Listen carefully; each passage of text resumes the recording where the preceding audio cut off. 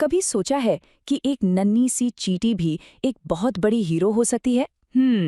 आज ना हम ऐसी ही दो कमाल की कहानियों की दुनिया में चलेंगे जहां एक छोटी सी चींटी हमें जिंदगी के बड़े बड़े सबक सिखाएगी। तो सवाल यही है, क्या वाकई एक छोटी सी चींटी एक महान हीरो बन सकती है?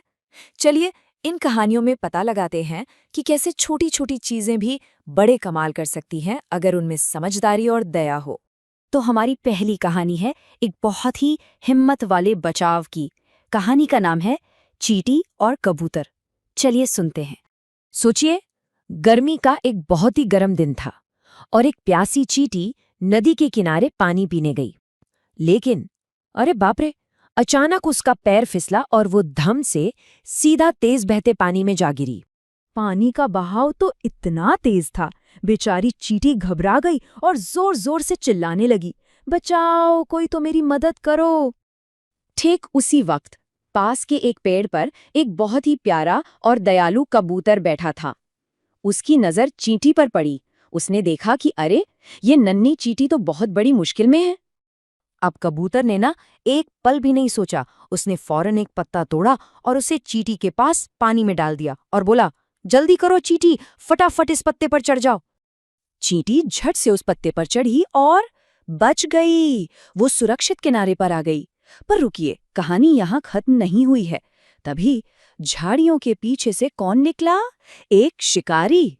उस शिकारी ने पेड़ पर बैठे उस खूबसूरत कबूतर को देख लिया था और वो चुपके से धीरे धीरे अपना जाल उस पर फेंकने की तैयारी करने लगा। बेचारे कबूतर को तो कुछ पता ही नहीं था कि वो कितने बड़े खतरे में है। लेकिन किनारे पर बैठी हमारी छोटी सी हीरो चींटी ने सब कुछ देख लिया। उसके मन में आया, अरे नहीं, ये तो मेरा दोस्त कबूतर है और इसकी जान खतरे में है। मुझे इसे बचाना ही होगा। और फिर देखिए उस नन्ही सी चींटी की होशियारी। उसने क्या किया? वो बिजली की तेजी से भागी, सीधे शिकारी के पैर पे चढ़ी और जोर से काट लिया। आउच! शिकारी तो दर्द से चिल्ला उठा और जैसे ही वो चिल्लाया, उसके हाथ से जाल नीचे गिर गया। ये आवाज सुनते ही कबूतर को खतरे का अंदाजा हो गया और वो फिर उड़कर दूर चला गया, बच गया।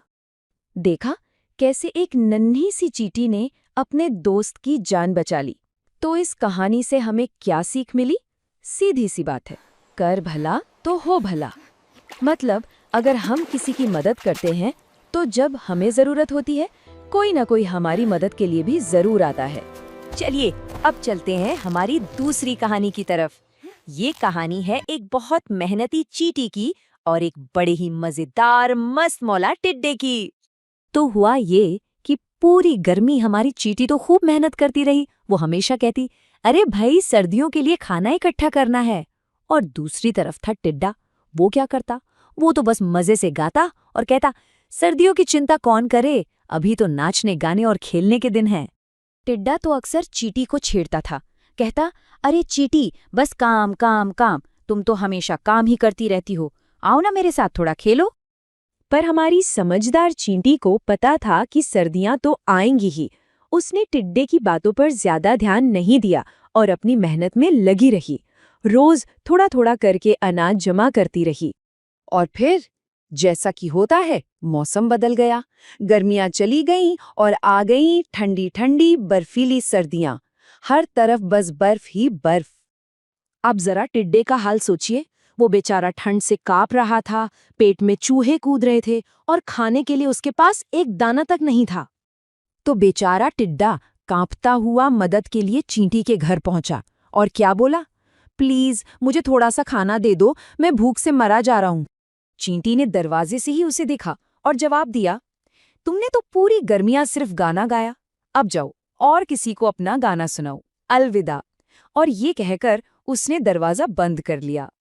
तो इस कहानी ने हमें एक और बहुत जरूरी बात सिखाई, काम के समय काम और खेल के समय खेल। मतलब हर काम का अपना एक सही वक्त होता है ना? तो देखा ना कैसे एक नन्ही सी चींटी हमारी टीचर बन गई। चलिए एक बार फटाफट से याद करते हैं कि आज हमने क्या क्या सीखा। सबसे पहली बात, अच्छाई कभी बेकार नहीं जाती। दूसरी, हमेशा आने वाले कल के लिए तैयारी करना समझदारी है। तीसरी, काम और खेल दोनों के लिए सही समय होता है। और सबसे बड़ी बात, कोई कितना भी छोटा क्यों न हो, वो एक बहुत अच्छा दोस्त साबित हो सकता है। तो इन कहानियों को सुनने के बाद अब एक सवाल मन में आता है, आज हम दूसरों की मदद के लिए ऐसा कौन सा एक छोटा सा काम कर सकते हैं? इस पर सोचिएगा जरूर, क्योंकि असली सीख तो इन सब सबकों को अपनी जिंदगी में उतारने में ही है।